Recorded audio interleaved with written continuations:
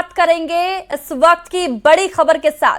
लोहरदगा शहर में बेखौफ अपराधियों ने युवा कारोबारी शुभम की गोली मारकर हत्या कर दी थी। साथ ही खत्री ज्वेलर्स में लूट की भी कोशिश की गई थी।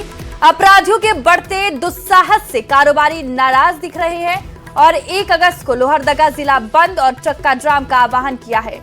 लोगों ने अपराधियों का सरेआम एनकाउंटर करने की मांग की है। व्यापारियों ने चेतावनी दी है कि यदि अपराध पर लगाम नहीं लगा तो आगे अनिश्चितकालीन बंद का फैसला लिया जाएगा। इधर शुभम हत्याकांड को लेकर पुलिस की जांच भी जारी है। फॉरेंसिक टीम ने घटनास्थल का जायजा लिया और कई सबूत भी जुटाए हैं।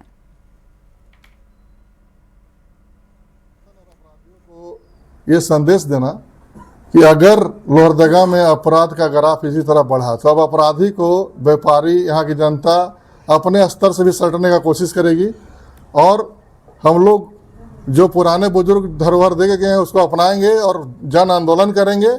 उसके लिए लोहरदगा बंद करना पड़े, चाहे वो अनिश्चितकालीन हो, चक्का जाम करना पड़े, वो सब कुछ करेंगे। घटना के पीछे 2 कारण है। एक तो अपराधियों का मन का बढ़ना, प्रशासन के प्रति अविश्वास, प्रशासन के निकम्मीपन के कारण अपराधियों का ग्राफ का अपने मनोबल को बढ़ाना, और दूसरा अपराध का बढ़ने का कारण नशा। तो नशा का नियंत्रण बहुत जरूरी है। नशा पे पूरा कंट्रोल करे प्रशासन, ये हमारा मांग है। खबर चाईबासा से है, जहां चक्रधरपुर शहर की अब तक की सबसे बड़ी चोरी का पुलिस ने महज 1 सप्ताह में खुलासा कर दिया है। 44 लाख रुपए से ज्यादा की मोबाइल और लैपटॉप चोरी के मामले में पुलिस ने साहिबगंज के 4 आरोपियों को गिरफ्तार किया है। शुरुआती जांच में संगठित गिरोह के तार झारखंड, पश्चिम बंगाल होते हुए बांग्लादेश तक जुड़े होने की बात सामने आई है। जानकारी के मुताबिक 23 जुलाई की रात चोरों ने रश्मि इलेक्ट्रॉनिक्स में वेंटिलेटर के रास्ते घुसकर सैकड़ों मोबाइल और कई लैपटॉप की चोरी कर ली थी, जिसकी कीमत 44,64,246 रुपए थी। वहाँ पर चोरी की घटनाएं दर्ज हैं, दिल्ली में है। और फिर ये भी पता लगा अनुसंधान के क्रम में कि न सिर्फ पश्चिमी सिंहभूम पुलिस बल्कि मुंबई पुलिस, यूपी पुलिस भी साहिबगंज में इस गिरोह और इस तरह के बाकी गिरोह को गिरफ्तारी के छापामारी के लिए पहुंची हुई थी। तो इनका काफी इस तरह का बड़ा स्ट्रॉन्ग नेटवर्क है जो ये प्रोफेशनल अंदाज से एक संगठित अपराध को अंजाम देते हैं। और ये इस तरह करते हैं कि चोरी एक ग्रुप करता है, प्लान एक ग्रुप करता है, एग्जीक्यूट और डिस्ट्रीब्यूट एक ग्रुप करता है और बेचता एक और ग्रुप है। और इस तेजी से बेचते हैं ये लोग कि साहिबगंज से मालदा से होते हुए बांग्लादेश देखते ही देखते सारे फोन पहुंच जाते हैं। हजारीबाग पुलिस ने बड़ी आपराधिक वारदात की योजना बना रहे 3 संदिग्ध अपराधियों को गिरफ्तार किया है। चौपारण के सियरकोनी में एक होटल में छापेमारी के दौरान उन्हें गिरफ्तार किया गया। उनके पास से रिवॉल्वर, 3 जिंदा कारतूस, 1 कार, 1 बुलेट, मोटरसाइकिल और 3 मोबाइल फोन बरामद किए गए हैं। प्रारंभिक जांच में 2 आरोपियों के खिलाफ बिहार के विभिन्न थानों में हत्या के प्रयास, आर्म्स एक्ट समेत कई गंभीर मामले दर्ज होने की जानकारी मिली है। मामला दर्ज कर पुलिस हथियार के स्रोत और आरोपियों के आपराधिक नेटवर्क की जांच में जुटी है। एक टीम का गठन किया गया और टीम जब वहां पर पहुंची तो कुछ लड़के जो थे 2-3 की संख्या में, उन लोगों से पूछताछ की गई। पूछताछ उनसे उनकी स्थिति संदिग्ध देखते हुए उनसे पूछताछ की गई और उनके पास से एक हथियार बरामद हुआ और साथ में 3 मोबाइल और 3 जिंदा कारतूस, 1 डिजायर गाड़ी और 1 मोटरसाइकिल और मोबाइल, ये तो जब तो हुआ ही उनके पास। जमशेदपुर शहर में चेन छिनतई गिरोह पुलिस को खुली चुनौती दे रहे हैं। 2 घंटे के भीतर 2 जगह पर महिलाओं से चेन की छिनतई की घटना को अंजाम दिया गया। बाइक सवार 2 अपराधियों ने घटना को अंजाम दिया। पहली घटना सोनारी थाना क्षेत्र की है, जहां एटीएम से पैसे निकालकर जा रही महिला से चेन की छिनतई की गई। वहीं दूसरी घटना साकची थाना क्षेत्र में एसएसपी ऑफिस से महज 100 मीटर की दूरी पर हुई, जहां फास्ट फूड खा रही महिला से 1.5 लाख के सोने की चेन अपराधियों ने छीन ली। दोनों घटना को चुनौती के रूप में लेते हुए पुलिस जांच में जुटी है। तो 2 लड़के बाइक से थे, उसमें से एक मेरे पीछे बहुत देर से पीछा कर रहा था यहीं पर, और फिर चेन खींच करके वो बाइक पर बैठा कहीं तब तक एमसीडी की गाड़ी उसको जो टक्कर मारा तो वो गिर गया बाइक से, उसका चप्पल बाइक सब, फिर वो दोनों लड़के पैदल उतर के भाग गए। पोती आया है बाहर से, तो इसको लेके हम लोग घूमने आया था। घूमने के बाद हम लोग यहाँ पर खाना खाने आया तो खाना खाने अभी बैठा और एक आदमी आके वहाँ से ऐसा करके गला से चेन छीन के लेके भाग गया। जमशेदपुर शहर में इन दिनों लगातार चैन छिनतई की घटनाएं बढ़ते जा रही है। हालांकि जिस तरह घटनाएं बढ़ते जा रही है उससे अब शहर की महिलाओं को सड़क पर जेवरात पहनकर निकलने में भी डर लग रहा है, क्योंकि ताजा मामला मैं दिखा रहा हूं जिले के एसएसपी के कार्यालय के महज 100 मीटर की दूरी पर उनके नाक के नीचे देखिए किस तरह दिन दहाड़े भीड़ भाड़ वाले इलाके में महिला से चैन की छिनतई होती है। महिला अपने परिवार के साथ जुगली पार्क घूम कर आई और यहाँ पर काफी भीड़ भाड़ एरिया है और यहाँ पर अपने बच्चों के साथ चाउमीन खा रही थी और इसी दौरान बाइक से 2 युवक आते हैं और महिला का गले से जो है 1.5 लाख का चैन छीन कर लेकर भाग जाते हैं। हालांकि सूचना मिलने के बाद साक्षी पुलिस मौके पर पहुंचकर पूरे मामले की जांच कर रही है, मगर बता दूं कि लगभग 3 से 4 घंटे के भीतर 2 चैन की छिनताई से कहीं ना कहीं शहर में एक पुलिस को बड़ी चुनौती दी जा रही है चैन स्नैचर के जो गिरोह है उसके द्वारा। मगर अब पुलिस देखिए किस तरह पूरे मामले की जांच कर रही है। मगर सवाल ये उठता है कि जब जिला के कप्तान लगातार देर रात तक थाना का निरीक्षण कर रहे हैं और सुरक्षा को लेकर कई दावे किए जाते हैं, मगर जमशेदपुर शहर में इन दिनों पुलिस के दावे जो है वो कहीं ना कहीं खोखले साबित हो रहे हैं और लगातार चैन छिनतई की घटनाएं से अब महिलाएं और लड़कियां जो है अपने श्रृंगार की जेवरात जो है वो पहन कर निकलने में कतरा रही है। मगर अब देखना यह है कि पुलिस इस पूरे मामले का कब तक कार्रवाई कर पाएगी और जो महिलाओं का डर है वो कब तक कर पाएगी। न्यूज 18 के लिए जमशेदपुर से आशीष कुमार तिवारी। अब बात हजारीबाग की, जहां चलकुशा थाना क्षेत्र में जंगली हाथियों का आतंक एक बार फिर जानलेवा साबित हुआ है। चलकुशा थाना क्षेत्र में हाथियों के झुंड ने एक ग्रामीण को कुचलकर मार डाला। जानकारी के मुताबिक अहले सुबह शंकर पंडित किसी काम से घर से बाहर निकले थे, तभी बराकर नदी के आसपास विचरण कर रहे लगभग 25 जंगली हाथियों के झुंड की चपेट में आ गए। हाथियों ने उन्हें कुचल दिया, जिससे घटनास्थल पर ही उसकी मौत हो गई। घटना के बाद इलाके में दहशत का माहौल है, जबकि ग्रामीण वन विभाग से हाथियों को आबादी से दूर खदेड़ने की मांग कर रहे हैं। ये बरही में भी मारा है, परकट्ठा में भी मारा है। इस पर प्रशासन को और वन विभाग को प्राथमिक ये तौर पर संज्ञान लेना चाहिए, लोगों को जागरूक करना चाहिए और मुआवजा की जो राशि है वो लोगों तक पहुंचाने की जरूरत है और लोगों को सतर्क और जागरूक करना चाहिए। वन विभाग को खास करके चाहिए कि लोगों को जागरूक करें, सतर्क करें कि जंगल में जाने से पहले एहतियात रखें। खबर जामताड़ा से है, जहां पुलिस ने साइबर अपराधियों के खिलाफ बड़ी कार्रवाई की है। पुलिस ने गुप्त सूचना के आधार पर छापेमारी करते हुए 3 शातिर साइबर अपराधियों को गिरफ्तार किया है। गिरफ्तार आरोपियों के पास से पुलिस ने 6 mobile phone, 8 SIM card, 2 ATM card और 1 मोटरसाइकिल बरामद की है। पुलिस के मुताबिक आरोपी मोबाइल नंबर की जानकारी जुटाकर लोगों को कॉल करते थे और केवाईसी अपडेट कराने के नाम पर ठगी करते थे। में कुछ लड़के जो है साइबर अपराध की घटना को कर रहे हैं। इस संबंध में मेरे द्वारा डीएसपी साइबर और थाना प्रभारी साइबर के नेतृत्व में टीम का गठन किया गया। टीम के द्वारा छापेमारी की गई, जिसमें जामताड़ा थाना अंतर्गत ग्राम सोनबाद स्थित एक साइबर अपराध कर्मी विक्रम दा पिता मुरली दा के घर पर छापेमारी की गई। वहां से एक साइबर अपराध कर्मी को गिरफ्तार किया गया। दोबारा इसी क्रम में जो सूचना थी कि मिहिजाम थाना अंतर्गत ग्राम बेबा में भी कुछ लड़के साइबर अपराध कर रहे हैं, वहां से 2 अपराध कर्मियों की गिरफ्तारी हुई है। अब बात गोड्डा की, जहां पुलिस ने वाहन चोर गिरोह का भांडाफोड़ किया है। कार्रवाई करते हुए गिरोह के 3 आरोपियों को गिरफ्तार किया गया है। चोरी की 18 बाइक भी बरामद की गई है। पुलिस का दावा है कि जिले में वाहन चोरी के खिलाफ अभियान आगे भी जारी रहेगा। लोग हैं उनको 2-4-5 हज़ार में सेकेंड हैंड में बेच रहे हैं, ये पता चला है। उसमें भी हम लोग सत्यापन करा रहे कि उसका क्या रोल है, कहीं आगे जाके कहीं और फर्दर तो रिसीवर एंड पे अभी हम लोग नहीं पहुँचे। अगर कोई रिसीव करके उसको खबर आए तो उसको भी हम लोग पहले से भी इन लोगों का कोई आपराधिक है सर? आपराधिक इतिहास है, 2 लोग का है, उसमें हम लोग और जाँच कर रहे हैं कि किस पर कितना कितना। धनबाद जिले में अवैध प्रतिबंधित लॉटरी कारोबार जोर शोर से चल रहा है।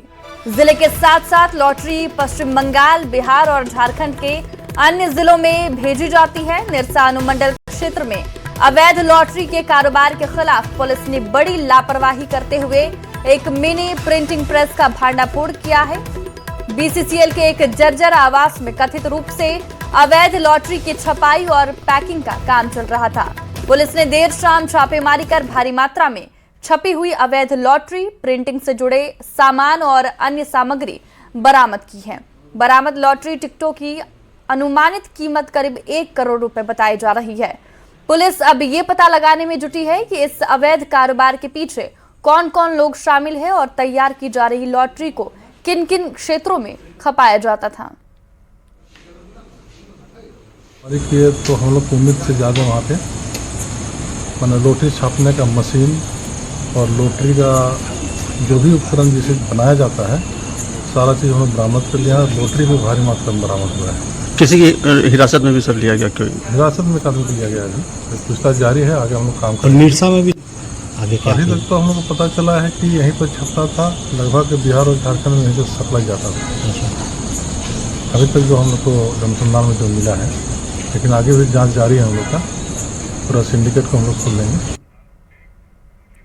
खबर गुमला से है, जहां घाघरा थाना क्षेत्र से एक नाबालिग मजदूर के रहस्यमय तरीके से लापता होने का मामला सामने आया है। जानकारी के मुताबिक 29 जुलाई को 15 साल का किशोर घर से फार्म जाने के लिए निकला था, लेकिन रास्ते से ही गायब हो गया।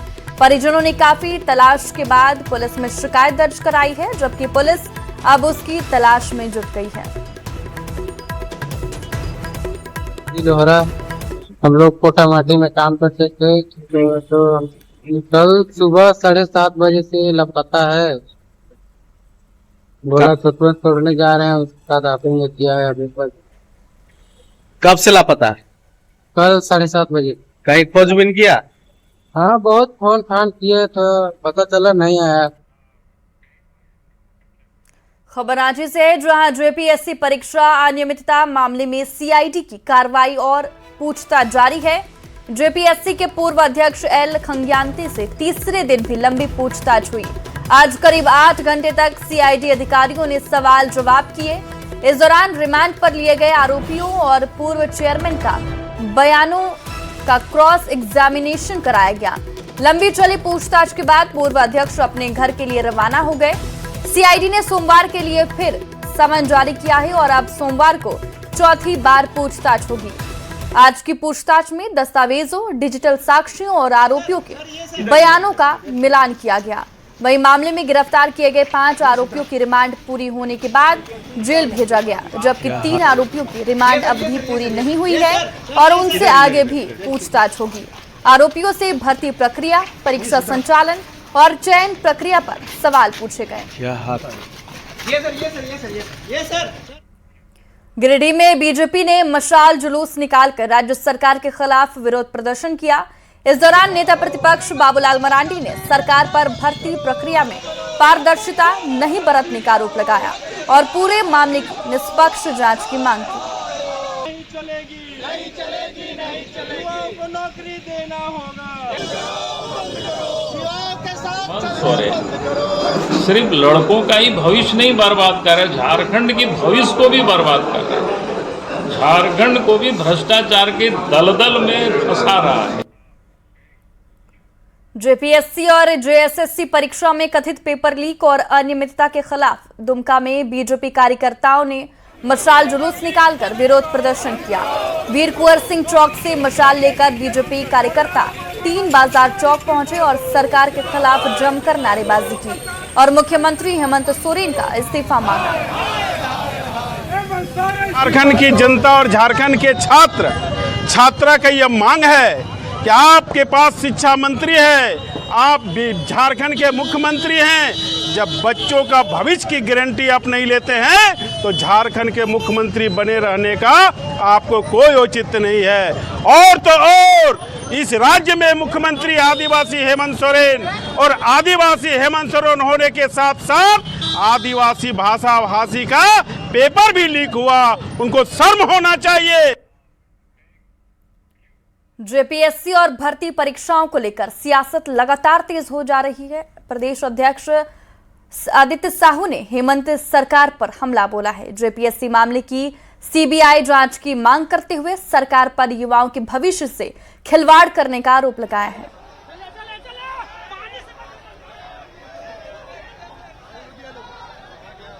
निश्चित रूप से आप सभी को याद होगा कि जब शराब का घोटाला यहाँ पर सुर्खियों में आया तो वो शराब घोटाले की जांच क्या एससीबीसी राज्य सरकार ने अनुशंसा किया।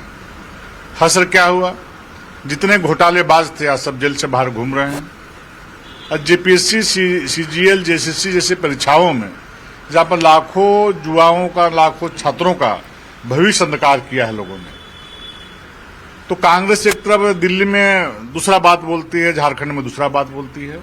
कांग्रेस क्यों नहीं यहाँ पर आकर के खड़गे जी, राहुल गांधी और सोनिया गांधी, चाहे झारखंड इकाई के कांग्रेस के नेतागण क्यों नहीं मुंह खोलते हैं कि सीबीआई जांच हो, निष्पक्ष रूप से जांच हो, जो दोषी होगा वो जेल जाएगा। अब मीठा मीठा गप गप और तीता तीता क्या बोलते हैं, थू थू, तो नहीं चलेगा।